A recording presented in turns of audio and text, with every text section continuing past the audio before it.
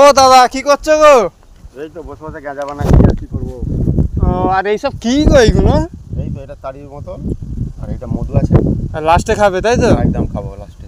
আচ্ছা খেয়ে আর লম্বা হয়ে বিশ্রাম নিয়ে নেবো।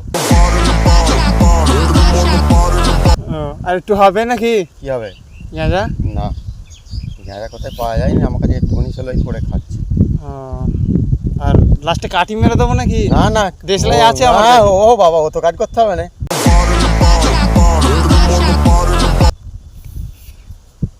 হবে না তাহলে? না না মেরে দি না গো কাটি। না গো, কাটি মারতে হবে না। আমি তোমাকে বলুন কাটি মেরে দিতে। আমার কাছে দেশলাই আছে বলে না, তুমি যাবে?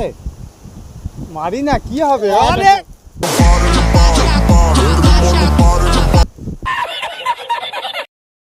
এখন বুঝি গাঁজা ফাঁজা খেয়ে ওরা শুয়ে পড়েছে, তার ও বাবা সব শেষ করে দিয়েছে।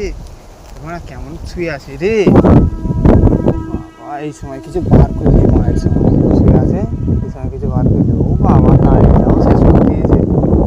এইটা ওখানে গাঁজা পেয়েছি যে,